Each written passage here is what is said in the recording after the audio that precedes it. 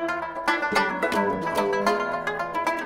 guys, it's your best fight friends. I'm Kelsey. This is Rachel. Rachel, let's talk about UFC 1. You just experienced the majesty of the first UFC card from 1993 for the first time. I saw clips of the entire tournament, which I gotta say is like crazy to me. I was like, so like to fight like 3 fights like in one night. It's completely different than it is today.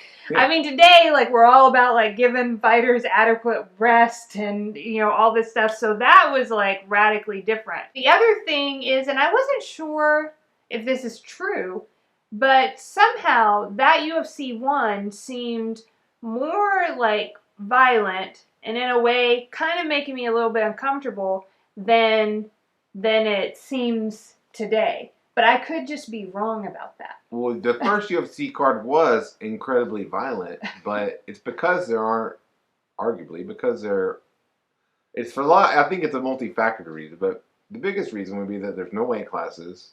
There were a lot less rules. There were like 2 basic rules, no eye gouging and one other one, right?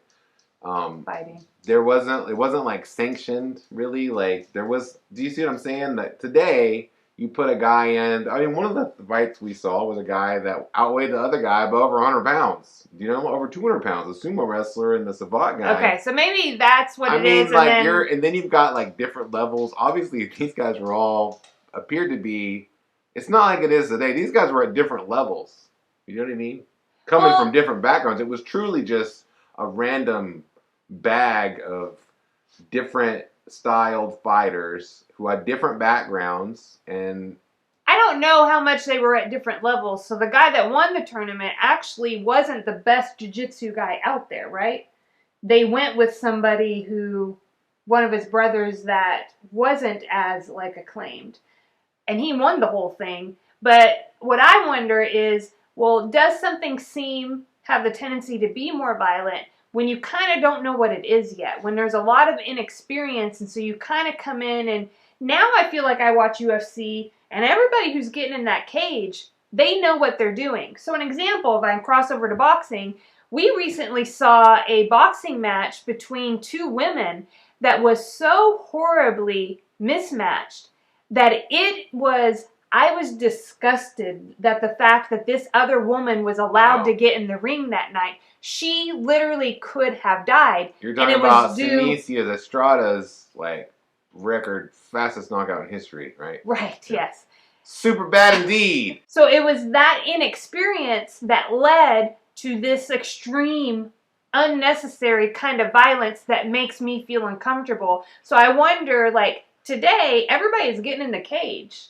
But they are like ready to go. They're trained. You're just describing exactly what I said, which is the same thing as the other thing. You had 2 people in the Sinisia Estrada boxing match that were at different levels. Well, I'm saying it was the inexperience of the one that led. So I'm thinking overall for the tournament, because I can't verify anybody's experience because I don't know enough about all these different guys. I can't be like, I knew the boxer wasn't the top boxer in the sport because I know that. I don't know if Ken Shamrock was the top shoot fighter in the sport and was the best ever. I don't know if the sumo guy was the top sumo wrestler. So I can't verify that. I absolutely know they were not. Now, Ken Shamrock was a really great fighter, but I'm saying. So what I heard you saying was that some people were like experts and other people were. Today you have weight classes, you have people that have 30 amateur MMA fights. That it's the whole system of people that create people that can be better matched up against each other. And this was the first time they ever did that, so they got whoever they could get, and this was more like a street fight situation. If you gathered 8 of the baddest dudes you knew and threw them in a fight, you would come up with the same thing. There would be guys that are way ahead of other guys. Do you see what I'm saying? No, I get that. Yeah. So I just couldn't verify their levels, so I can't speak to that. I can't say it was different levels. For all I know, they were all equal level in each of the respective fields. Like they were all like intermediate. I have no idea. So I just can't verify that. I mean, I could, but I'm not going to. Felt like maybe that, and maybe that's why I'm saying today I don't see that same kind of uncomfortable like reaction to violence. It's But you did have the same kind of uncomfortable reaction to violence with the boxing match. because the one person, the inexperience that she brought in there, all of a sudden the violence got like amped up. And I'm saying, so say it was two of her, right? So you have two really inexperienced, but then they also come from different like fighting styles. I think, yeah, you're really opening things up to be a lot more violent, because if people don't know what they're doing in the cage or the ring, then they are leaving themselves wide open to be dangerously hurt. I should not be in the cage or the ring. I don't know what I'm doing in those places. I'm going to open myself up to be wildly hurt. I feel like these initial guys at UFC 1, they took that risk, right, to do that. But as a viewer, I think that's what's making me uncomfortable. I'm like, oh, these guys don't Well, have they like had the... never fought under that rule set. Do you know what I mean? They all came from different Well, yeah, like backgrounds. you had the boxer with one glove on. Like, he had no idea how that was going to play out. He'd never done that before. Like, that's crazy, you know? Yeah, what a circus freak show it was. And I love when combat sports is slash circus. You know that I love Mayweather Yes, McGregor, we know that. and how I always want to match Conor McGregor up against whoever boxer, whatever. You know what I'm saying? I'm all about Brock Lesnar returning. You know what I mean? Because I love that part of combat sports. It's my favorite thing, I think, maybe. And this was all that. It was all that ridiculousness. So much so that Ken Shamrock showed up and asked the whole week is wondering, is this real? Like, he's asking the people, is this a real fight or not? Because he needs to know, right, how to reform. That's an amazing thing when even the participants aren't really sure if it's real or not. And I just know it's just an amazing thing that those guys put together, and that has become such a huge deal today. Amazing. Imagine Well, like you how take big like of a the business MMA UFC world, is today. and it was all fractured, and there were different things going on. And yeah, we had Bruce Lee, who did a lot for like didn't MMA exist. In general. No, but MMA didn't exist. yeah, that okay. And so to just completely fractured, and you had tournaments here. You'd have a karate tournament. You'd have like whatever Chuck Norris is doing. That way. Like you had like all these things all over. But it seems to me that UFC really came in and specifically brought in like this version of mixed martial arts and made it like a really big thing, where it's now like part of like one of the major sports, right? Yeah, and the views, if you want to just go by numbers, the volume of people that are interested in reading what I write about UFC or MMA is exponentially larger than the one I write about boxing. Mm-hmm. And that to me is crazy, because I grew up a huge boxing fan, and to me, boxing is the biggest thing in the world. And if you look at, and I've said this before, but if I go to your local gyms, there's way more jiu-jitsu gyms today than there are boxing gyms. It used to be all boxing, right? Now, when you say this, are you speaking specifically to the United States or globally, do you think? I think globally. I think it fits for the United States. I'm not sure if globally. The interesting thing to me was, as a boxing fan, like, a longer time boxing fan than MMA, is that when I started to see the clips of the boxer coming in, I was like, how is this even gonna, like, how is he gonna possibly win? I mean, he did not. He was because wasn't he the first match against the jiu-jitsu guy? Yeah. And so, like, I was like, he's a boxer. Like, how is this, like, and I love boxing. And part of what I love about boxing is because it's stripped down, and so you're not using there's no kicks, there's, like, no grappling, like, wrestling. I like the, fine-tuned of, like, what you're doing with your fists. I like the sweet science.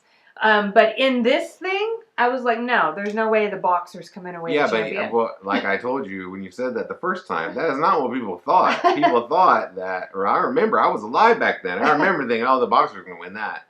Nobody thought Royce Gracie was going to win it. This little guy doing something that nobody's really, what's Brazilian Jiu-Jitsu? Yeah. So that is also not. Now, I've read books that have suggested that this whole thing was put together precisely to make Brazilian Jiu-Jitsu, like, maybe they picked the opponents right so that the Hoist would win. I've read that before too.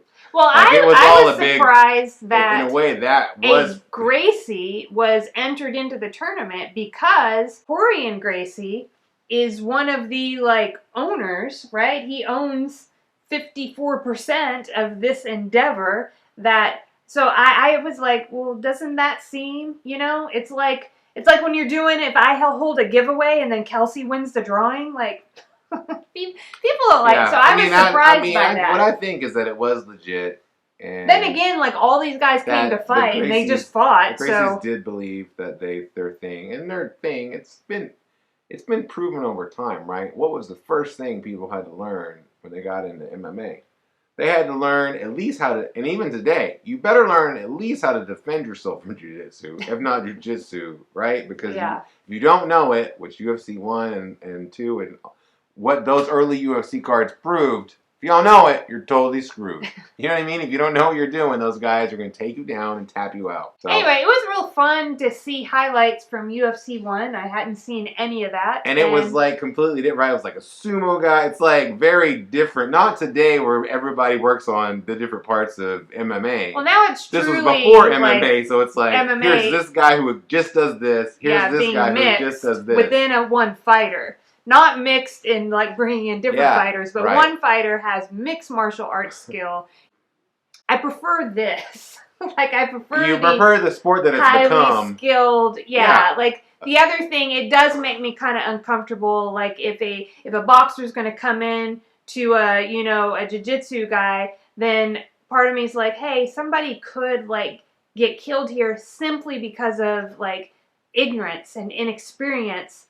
And why are we doing that? I don't really... yeah, and that's kind of what kept you... I mean, it took a long time, and they had to make those concessions. The UFC had to create weight classes and had to create a real rule set. You know what I mean? Because you have to... Yeah, you can't just... It's not cockfighting, right? You're not trying to... You don't want to see people needlessly putting themselves in harm's way. You want to make sure that the safety of fighters is important, and what MMA and the UFC has grown into is an amazing sport full of respectful athletes that are just like any other athletes, tennis players or golf or whoever else. I think it's an amazing thing, and I love what it is today. I love Real Talk with Kelsey and Rachel. You do? I do. Even the Kelsey part? Even the Kelsey part. Okay. Hey, if you love Real Talk with Kelsey and Rachel, or if you don't, make sure to subscribe to our channel because it helps it grow. And yeah. I don't know what to say. Good then. You did good. You rolled right with it.